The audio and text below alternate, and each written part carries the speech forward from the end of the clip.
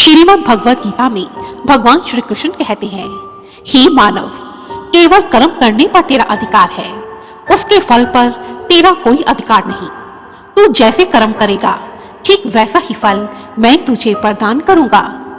जब से इस सृष्टि का निर्माण हुआ है तभी से प्रत्येक जीव को उसके अच्छे और बुरे कर्मों का फल मिलता चला आ रहा है। धर्म ग्रंथों के अनुसार कर्मों का यह फल केवल मनुष्य को ही नहीं बल्कि स्वयं ईश्वर को भी भोगना पड़ता है, जिसका सबसे बड़ा उदाहरण है माता सीता। दोस्तों, यह बात तो हम सभी जानते हैं कि जब माता सीता गर्भवती थी तो उन्हें प्रभु श्री राम ने वन में भेज दिया था, परंतु आखिर माता सीता को गर्भावस्था में अपने पति का वियोग क्यों सहना पड़ा? ये माता सीता के कौन से कर्म थे कि जो उन्हें गर्भावस्था में राजमहल से निकालकर वन में ले गए? इसी प्रश्न का उत्तर पाने के लिए आइए सुनते हैं माता सीता की यह सुंदर कहानी। यह कहानी है उस समय की जब माता सीता बाल्यावस्था में थी। माता सीता राजा जनक की पुत्री थी। एक समय की बात है, माता सीता अपनी सहेलियों के साथ एक बगीचे में खेल रही थी। खेलते खेलते माता सीता एक पेड़ के पास पहुंच गई। उसी पेड़ पर एक तोता और तोती बैठे हुए थे और वे दोनों आपस में कुछ बातें कर रहे थे कि तभी अचानक माता सीता को तोते के मुख से अपना सीता नाम सुनाई दिया और उत्सुकतावश माता सीता उन तोता तोती की सभी बातों को सुनने के लिए उसी पेड़ के नीचे बैठ गई और उनकी बातों को ध्यान से सुनने लगी। वहां पर मादा तोता नर तोता से बोल रही थी, अरे तुम्हें कुछ पता भी है, इस संसार में श्री राम नाम का एक बहुत ही प्रतापी राजा होगा जिनका विवाह सीता नाम की एक सुंदर कन्या के साथ होगा। मादा तोती की यह बात सुनकर सीता मैया की उत्सुकता और भी ज्यादा बढ़ गई। इसी कारण उन्होंने अपने सैनिकों को बुलवाकर उन दोनों तोतों को पकड़वा लिया और फिर उन्हें अपने साथ अपने राजमहल में लेकर चली गई। महल में जाकर माता सीता ने उस तोते से पूछा, हे पक्षीराज, तुम अभी श्री राम और माता सीता के विवाह की बात कर रहे थे, तुम्हें उनके विवाह के विषय में कैसे मालूम हुआ? माता सीता की बात सुनकर उस तोते ने उत्तर दिया, हे देवी, एक समय में उड़ते उड़ते श्री वाल्मीकि के आश्रम में जा पहुंचा। उस आश्रम में महर्षि वाल्मीकि अपने शिष्यों को रामायण का पाठ सुना रहे थे और उन्हीं के मुख से मैंने श्री राम और माता सीता के विवाह के विषय में सुना। तोते के मुख से ऐसी बात सुनकर माता सीता बहुत प्रसन्न हो गई और उन्होंने उस तोते से कहा, तुम जिस सीता की बात कर रहे हो वह जनक पुत्री सीता मैं ही हूँ। हे पक्षीराज, तुम्हारी बातों को सुनकर मुझे अत्यधिक आनंद की प्राप्ति हुई है। मैं श्री राम के विषय में और भी बहुत कुछ सुनना चाहती हूँ, इसलिए मेरा आप दोनों से यह निवेदन है कि आज से तुम दोनों मेरे साथ इसी राजमहल में रहो और यहाँ रहकर हर रोज मुझे प्रभु श्री राम की कथा सुनाकर मुझे आनंदित करते रहो। माता सीता की यह बात सुनकर नर तोते ने कहा, हे देवी, हम दोनों तो आकाश में उड़ने वाले आजाद पक्षी हैं। यह आकाश ही हमारा घर और हमारे माता पिता हैं।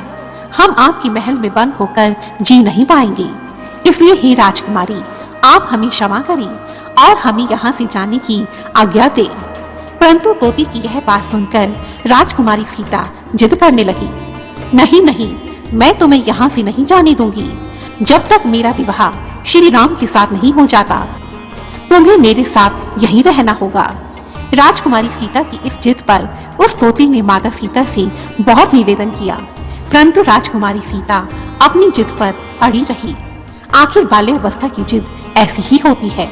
परंतु जब तोते ने बार बार राजकुमारी सीता से प्रार्थना की तो अंत में सीता जी ने नर तोते से कहा, ठीक है, मैं तुम्हें आजाद करती हूँ, तुम खुशी खुशी वापस जा सकते हो, परंतु जब तक मेरा विवाह श्री राम के साथ नहीं हो जाता तब तक यह मादा तोता मेरे साथ ही रहेगी। तब नर तोते ने राजकुमारी सीता से कहा, हे राजकुमारी, यह मादा तोता मेरी धर्म पत्नी है और इस समय यह गर्भवती है, इसलिए हे राजकुमारी, आप इसे मुझसे अलग मत कीजिए, मैं इसका वियोग सह नहीं पाऊंगा।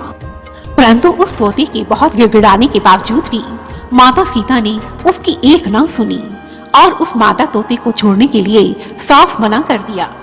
राजकुमारी सीता का यह हट देखकर मादा तोता क्रोधित हो उठी और क्रोध में आकर उसने माता सीता को यह श्राप दे दिया, हे सीते, जिस प्रकार मेरी गर्भावस्था में तुम मुझे मेरे पति से दूर करने का पाप कर रही हो, उसी प्रकार तुम्हारी गर्भावस्था में तुम भी तुम्हारे पति श्री राम से दूर हो जाओगी। यह मेरा श्राप है तुम पर।